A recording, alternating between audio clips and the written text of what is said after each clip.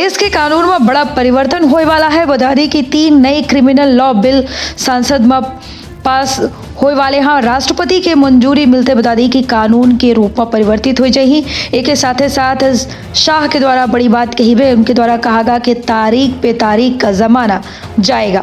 तो मध्य क्षेत्र के पहल बघेली न्यूज चैनल में पूजा अपना पंचे सभी जन का प्रणाम कही थे। शुरू कही थे बड़ी खबर से। बता दी कि राज्यसभा में 3 क्रिमिनल लॉ, भारतीय न्याय संहिता, भारतीय न्याय सुरक्षा संहिता, भारतीय न्याय साक्ष्य बिल गुरुवार का पास हो गई।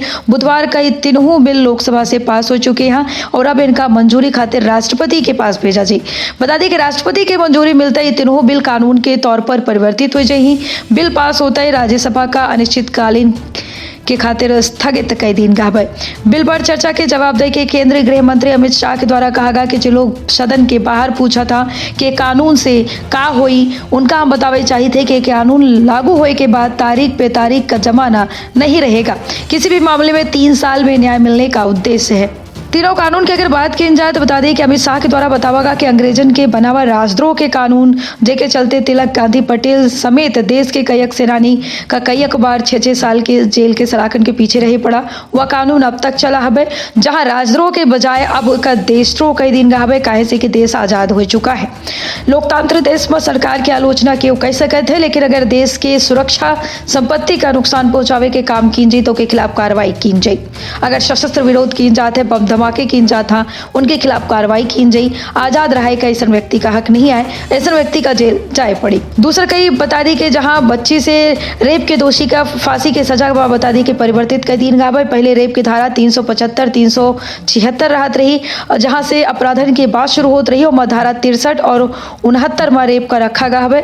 गैंग रेप का गला आगे रखा गया है। बच्चन के खिलाफ होने वाले अपराध का आगे लिया गया है। मर्डर जहां 302 रहा, अब यह 101 भाव है। दूसरा कई 18 साल से कम उम्र से बच्ची के साथ हैवानियत के मामले में आजीवन कारावास के साथ साथ मौत के सजा के प्रावधान घलाए है। गैंग रेप के दोषी का 20 साल की सजा या फिर जिंदा रहे तक के जेल के जो है नियम बनावा गया है। प्रस्तावित कानून में गैर इरादतन हत्या का बता दी कि 2 हिस्सा में बांटा गया है। अगर गाड़ी चलावत के दौरान हादसा होता है या फिर आरोपी के द्वारा घायल का पुलिस स्टेशन या अस्पताल पहुंचावा जाता है तो ऐसे में आरोपी का कम सजा दी जाए। जबकि हिट एंड रन केस के मामला में 10 साल की सजा निर्धारित की गई है। मॉब लिंचिंग में बता दी कि फांसी की सजा की बात कही गई है। और चेन स्नेचिंग का बता दी कि अब जो पहले कानून नहीं रहा वो का कानून बनावा गया है। चेन स्नेचिंग और एक साथ कोई व्यक्ति के ऊपर लाठी मारे वाले का सजा तो मिलवे करी। दूसर कई ब्रेंडेड होए की स्थिति में आरोपी का 10 साल की सजा से नवाजा जाए। पुलिस के जवाबदेही बता दी कि नए कानून में तय की गई है।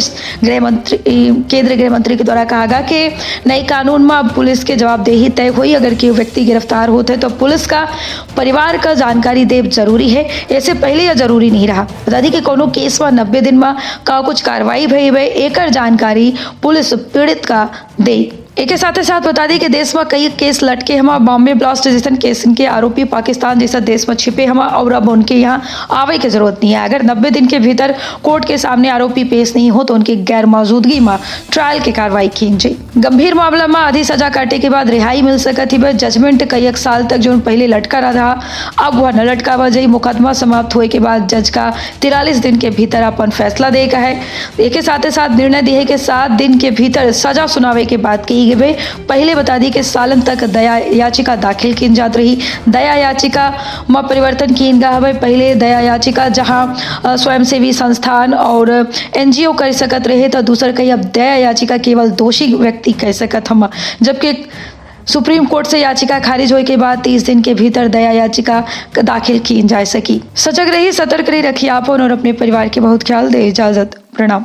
किसी भी विक्टिम को न्याय मिल जाए ऐसी न्याय प्रणाली इस देश के अंदर प्रस्तापित होगी।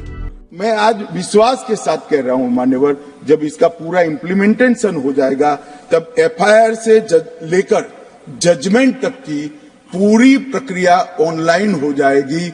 और टेक्निक का सबसे ज्यादा उपयोग अगर कोई एक देश की क्रिमिनल जस्टिस सिस्टम के अंदर होगा तो वो भारत की क्रिमिनल जस्टिस।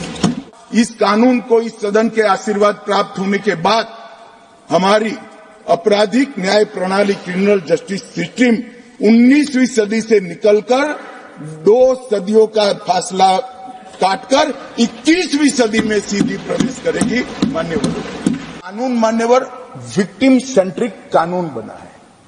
पहले के कानून में जो अपराध करता है उसको दंड देने का उद्देश्य था। इस कानून का उद्देश्य जो विक्टिम है उसको न्याय देने का, उसके आत्मसम्मान को, उसकी गरिमा को पुनः प्रस्तावित करने का।